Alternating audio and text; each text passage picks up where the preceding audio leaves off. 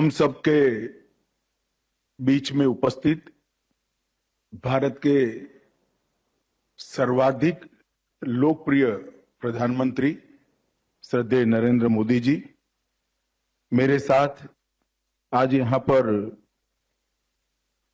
इस कार्यक्रम में उपस्थित CDS lieutenant general Anil Chauhan ji, हमारे उपराज्यपाल एडमिरल डीके जोशी जी, अजय कुमार भल्ला जी, श्री केशव चंद्र जी, और आज जो इस कार्यक्रम की आत्मा है, ऐसे हमारे सभी परमवीर चक्र प्राप्त वीरों के परिवारजन और जिन्होंने परमवीर चक्र को प्राप्त कर फिर से देश के लिए वापिस आने का भी साहस बताया है, ऐसे तीनों परमवीर चक्र प्राप्त जवानों को मैं आज के कार्यक्रम में स्वागत करता हूं। मित्रों, आज का दिन भारतीय सेना के तीनों अंगों के लिए बहुत महत्वपूर्ण दिन है, क्योंकि मैंने आज यहां आने से पहले कल कोड़ा ढूंढने का प्रयास किया था। अगर मैं गलत नहीं हूं तो पूरे विश्व में किसी भी देश ने अपने लिए लड़ने वाले जवानों के नाम पर द्वीपों का नाम रखकर उनकी वीरता को सम्मानित करने का कदम नहीं उठाया है।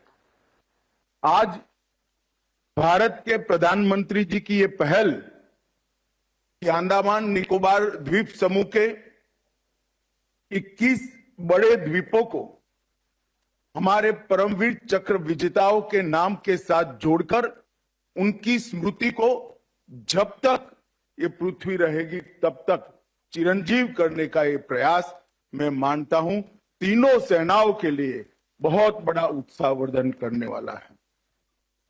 आज पराक्रम दिन है, नेताजी की 123वीं जयंती है। इस कार्यक्रम के साथ साथ जहां पर नेताजी रहे थे वो सुभाष द्वीप पर आज उनका स्मारक बनाने का भी निर्णय किया गया है। ये दोनों कार्यक्रम, ये दोनों निर्णय देश के प्रधानमंत्री के निर्णय अंडमान निकोबार को फिर से एक बार अंडमान निकोबार द्वीप समूह को स्वतंत्रता की स्मृतियों के साथ समग्र देश के साथ जोड़ने वाले निर्णय है और मैं इसका बहुत बहुत मन से स्वागत करता हूं। ये भूमि में ही कुछ ऐसा है कि कई बार कुछ भूमि में इस प्रकार का तत्व होता है कि बार बार वो भूमि सबका ध्यान आकृष्ट करती है। सन 57 की क्रांति के बाद जब अंग्रेजों ने निर्मम अत्याचार करना शुरू किया, तब यही भूमि पर हमारे क्रांतिवीरों को लाकर रखा, यही सेल्यूलर जेल बनाया। उस वक्त हजारों निश्वास के साथ इस यातनाओं को सहन करने वाले हमारे स्वतंत्रता वीरों को इसी भूमि ने मां बनकर सांत्वना देने का काम किया। और आज मेरे जैसे कई लोग ऐसा मानते हैं ये सेल्यूलर जेल नहीं है, आजादी के लड़ाई का ये बहुत बड़ा तीर्थस्थान है। और जब देश की आजादी आगे बढ़ी और देश को नेताजी ने आजाद हिंद फौज के प्रयासों से, पराक्रम से आजाद कराने का प्रयास किया, तब भी इसी हिस्से को देश में सबसे पहले स्वतंत्रता प्राप्त करने का सम्मान मिला। सबसे पहले यही हिस्सा स्वतंत्र हुआ और किसी के हाथ से नहीं, नेताजी के हाथ से इसी द्वीप पर अपना तिरंगा पहली बार लहराया गया। तो अंडमान निकोबार द्वीप समूह अपने आप में पहले से ही सेल्यूलर जेल के कारण आजादी का तीर्थ स्थान बना हुआ था। फिर नेताजी ने सबसे पहले आजादी प्राप्त कर एक पवित्र भूमि पर सबसे पहला तिरंगा फहराया। फिर मोदी जी ने शहीद द्वीप नामकरण किया, फिर मोदी जी ने स्वराज द्वीप का नामकरण किया, फिर मोदी जी ने सुभाष द्वीप का नामकरण किया और आज 21 द्वीपों का नामकरण पराक्रम की पराकाष्ठा कर अपनी जान की चिंता किए बगैर कई लोगों ने जान की बलिदान देकर और कई लोगों ने जान की चिंता करे बगैर आजादी के संरक्षण के लिए, देश के सार्वभौमत्व के संरक्षण के लिए जो लड़ाई लड़ी, इनके नाम पर 21 द्वीप यहां पर किए जा रहे हैं। मैं मानता हूं कि समग्र भारत का इतिहास जब भी लिखा जाएगा तब इस घटना को बहुत सुवर्ण मंडित अक्षरों से लिखा जाएगा। आज 21 द्वीप नहीं बचे। 21 दीप जलाने का काम देश के प्रधानमंत्री जी ने किया है। एक पराक्रम बताने वाले वीरों को, उनके पराक्रम को नमन करने के लिए ये द्वीपों को दीप में परिवर्तित करने का काम किया है। मित्रों, आज सुभाष जी का जन्मदिन भी है, जयंती भी है। नेताजी की 123वीं जयंती के दिन पर आज ये नामकरण हो रहा है। उसी दिन पर सुभाष स्मारक की भी घोषणा हो रही है। इससे अच्छा दिन हमें मिल नहीं सकता, क्योंकि देश की आजादी की लड़ाई में सुभाष बाबू ध्रुव तारे की तरह हमेशा चमकते रहे। उनका 15,000 किलोमीटर का लॉन्ग मार्च, आज भी वो रूट देखते हैं, वो रूट पढ़ते हैं और रूट के तापमान और उस वक्त के मौसम का जायजा लेते हैं तो कम कमी आ जाती है। कितना साहस होगा वो व्यक्ति में जो कलकत्ते से लेकर बर्लिन तक बाय मोटर एक गाड़ी से -45 डिग्री टेम्परेचर से गुजरते हुए देश को आजाद कराने के लिए पहुंचा। परंतु दुर्भाग्य की बात है, सुभाष बाबू को भुलाने का बहुत प्रयास हुआ, मगर कहते हैं ना, जो वीर होते हैं वो अपनी स्मृति के लिए किसी के मोहताज नहीं होते हैं। वो स्मृति उनकी वीरता के साथ ही हुई। नरेंद्र भाई ने प्रधानमंत्री बनने के बाद आज कर्तव्य पथ पर सम्मान के साथ देश के गौरव के समान सुभाष बाबू की मूर्ति लगाने का काम किया।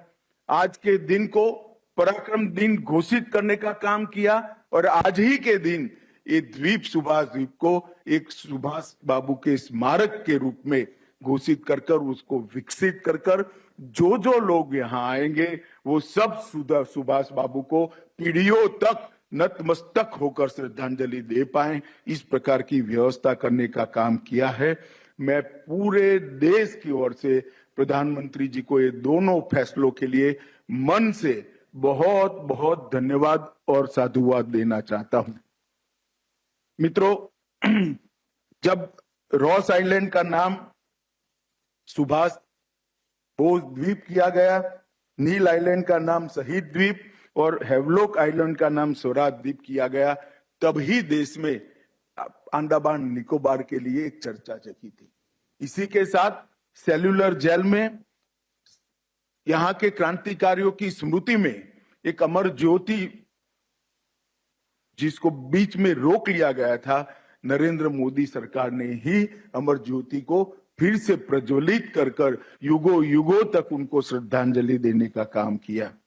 आज मेजर सोमनाथ शर्मा से लेकर सूबेदार मेजर योगेंद्र सिंह यादव तक सभी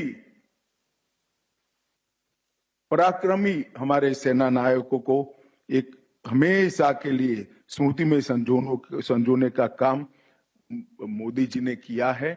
मुझे विश्वास है कि आने वाली कई पीढ़ियां इससे प्रेरणा लेगी, देशभक्ति के, पराक्रम के और शौर्य के संस्कार से सिंचित होगी।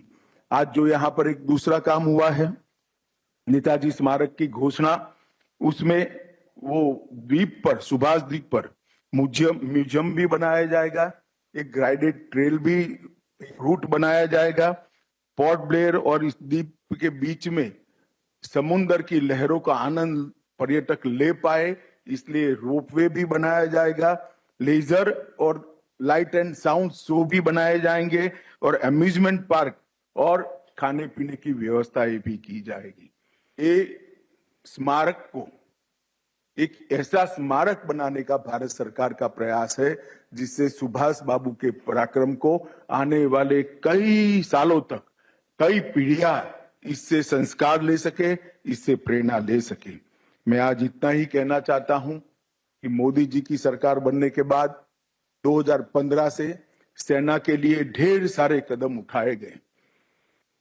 वन रैंक वन पेंशन का मसला हल किया गया। सेना के एडमिनिस्ट्रेटिव स्ट्रक्चर में ऐतिहासिक परिवर्तन किए गए। सेना को, हमारी पूरी डिफेंस सिस्टम को आत्मनिर्भर बनाने का प्रयास किया गया। आधुनिक हथियारों से, आधुनिक संचार व्यवस्था से तीनों सेनाओं को लैस करने के लिए ढेर सारे कदम उठाए गए। ये सारे कदम एक और है, और आज 21 परमवीर चक्र को सम्मानित करने का कदम एक और है। इतना महत्व इस कार्यक्रम का है, और आज प्रधानमंत्री जी स्वयं हम सबके बीच में ऑनलाइन उपस्थित है। तब मैं ज्यादा बात करना नहीं चाहता, मैं इतना ही कहता हूं कि ये दोनों घटना जो आज यहाँ पर आकार ले रही है, शुरू हो रही है, वो दोनों घटनाओं से युगों युगों तक भारत की युवा पीढ़ी को देशभक्ति, शौर्य, पराक्रम का संदेश भी मिलेगा और संस्कार भी मिलेंगे। मैं फिर से गृह मंत्रालय की ओर से, समग्र देश की ओर से प्रधानमंत्री जी का धन्यवाद कर मेरी बात को समाप्त करता हूं। वंदे मातरम।